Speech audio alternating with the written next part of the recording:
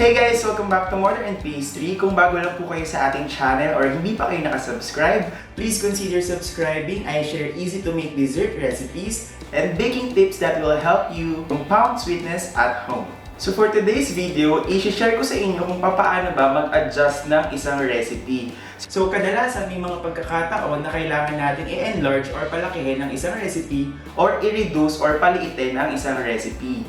So, bakit ba natin kailangan palakihin ng isang recipe? Sa pag-enlarge ng recipe, ginagawa natin yun kapag gusto natin ng mas maraming yield or mas maraming output tayo na magawa. On the other hand, ginagawa natin yung reduction of a recipe or pagpapaliit ng isang recipe kapag gusto natin na mas konti lang yung magawa natin or limited lang yung stocks or available na ingredients na meron tayo. Sana hindi kayo ma-overwhelm sa mga numbers and mga computations na makikita ninyo.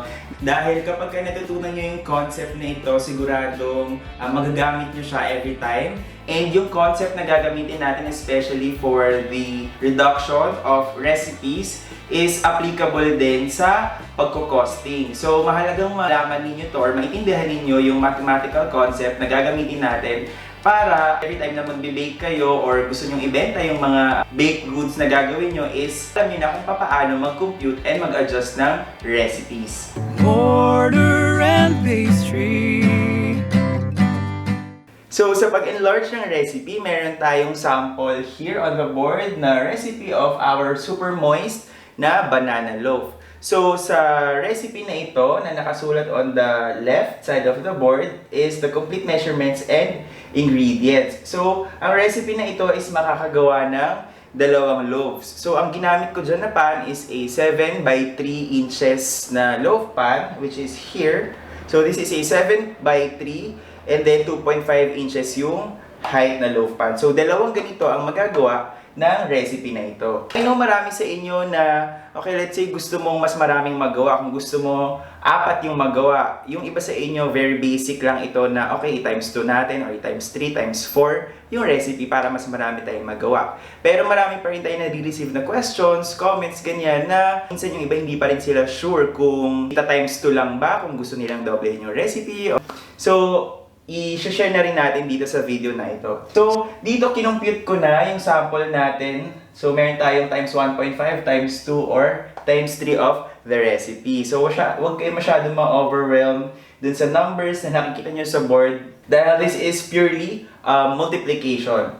For this recipe, another tip for writing your recipes, so pwede nyo nang pagsama-samahin kung sino yung talagang pagsasama-samahin in one bowl, and then maglagay lang kayo ng line as a separator, and then ito na naman yung next batch na magkakasama. In that way, hindi kayo malilito or walang ingredient na maliligaw kapag in-execute nyo na yung recipe. So, sa case ng ating recipe na ito, meron tayong dry ingredients dito sa ibabaw, which is sila talaga yung magkakasama. And then we have the wet ingredients dito sa baba. And then may separator ulit. Ito yung ifo-fold natin na chocolate chips in the end. So, meron tayong flour, baking powder, baking soda, salt, cinnamon, banana, of course, the sugars, eggs, vanilla, vegetable oil, milk, and then the chocolate chips. So, for this one, ang magagawa natin is 2 loaves, alright? So, napaka-importante na kailangan alam natin ilan yung magiging yield ng recipe na meron tayo.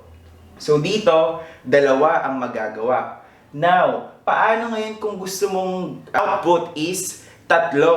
So, paano to? 2 lang magagawa ng recipe. Ang gusto mong magawa para isahang timpla na lang, isahang mix na lang, isahang salang na lang, is 3 ang gusto mo. So, paano mo ngayon i-adjust or palalakihin yung recipe? So, kailangan mo lang siyang i-times sa 1.5 or 1.5.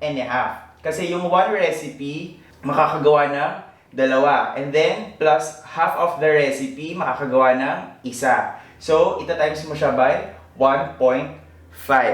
So, pag tinimes mo siya ng 1.5, ang ma-yield mo ay 3 loaves. Alright? So, 1 by 1, each ingredient, kailangan mo siyang i-multiply by 1.5. So, 1.5 cups or 1.5 cups of all-purpose flour times 1.5, that would give you 2 1/4 cups. Again, C stands for cup. Alright? So, do that for the rest of the ingredients, or for the remaining ingredients. So, 1 teaspoon of baking powder times 1.5 is 1.5 teaspoon. And then, with the baking soda, 1.5 teaspoon as well. Your salt, half teaspoon times 1.5, that will give you 3/4 teaspoon. Same with the cinnamon, that will give you 3/4 teaspoon. Now, sa ating wet ingredients, your 4 medium-sized bananas. So, 4 times 1.5, that will give you 6 pieces. No? So, instead of 4, 6 pieces na yung gagamitin mo, banana. And then, the sugar, half cup times 1.5, that will give you 3/4 cups. Same with your brown sugar, that will give you 3/4 cups. And then, yung 2 eggs times 1.5, ang gagamitin mo na ay 3 pieces of eggs. And then, the 2 teaspoons of vanilla times 1.5, that will give you 3 teaspoons. Or, that's equivalent to 1 tablespoon. Right? So, 1 tablespoon is equals to 15 ml. And then, 1 teaspoon is equals to 5 ml. So, 1 teaspoon is equivalent to 5. So, 3 teaspoon, that will be 15 ml or 1 tablespoon. Okay. Then, same with your vegetable oil, milk, and chocolate chips, which are all half cup, times 1.5, that will give you 3/4 cups of each. Alright? So, ito na ngayon yung bagong measurements of the ingredients na gagamitin para makagawa ka ng 3 loaves. So, hindi lang 2 yung nagawa mo, na-adjust mo na siya, napalaki mo na yung recipe mo into 3 loaves na output. And then, another tip, if mag-a-adjust kayo ng recipe just like this, kung i-enlarge nyo siya, I suggest na isulat nyo rin sila isa-isa. So, katulad nito. No? After nyo i-multiply, you have to write them one by one para hindi magkaroon ng confusion or hindi kayo malito kung tama ba yung na-i-compute nyo or yung adjustment na ginawa nyo. And mas madali nyo rin masusundan para dire-diretso na lang kapag ka-in-execute nyo na yung recipe. So, the same concept applies for kapag ginawa mo siya kung gusto mo ng mas marami. For example, this is 2 loaves. So, gusto mong makagawa ng 4. So, you have to double the recipe. So, to double the recipe, you just have to simply multiply it by 2. So, if you times 2 the recipe or you double the recipe, that will yield 4 loaves. Diba? Kasi ang 1 recipe or ito yung times 1 eh. So, this is times 1 lang. This is the original recipe with 2 loaves. And then, kung gusto mong makagawa ng 4, so, times 2 para 4 loaves ang magiging output mo.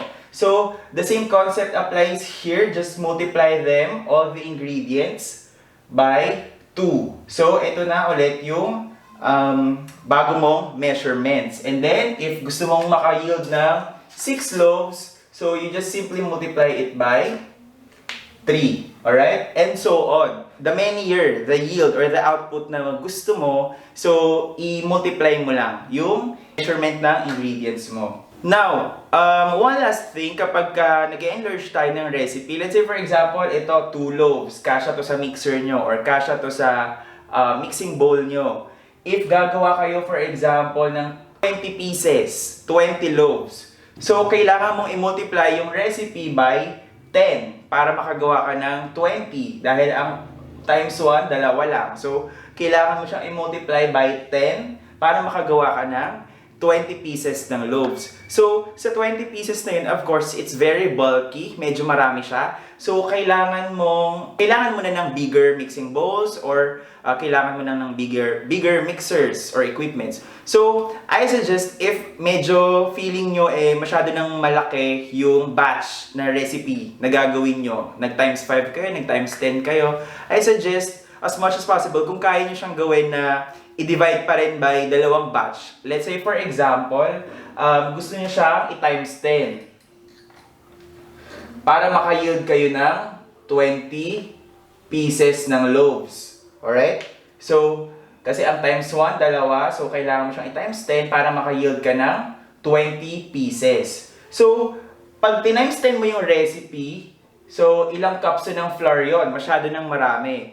So, baka possible na mahirapan tayo mag-mix ng maayos. Di ba?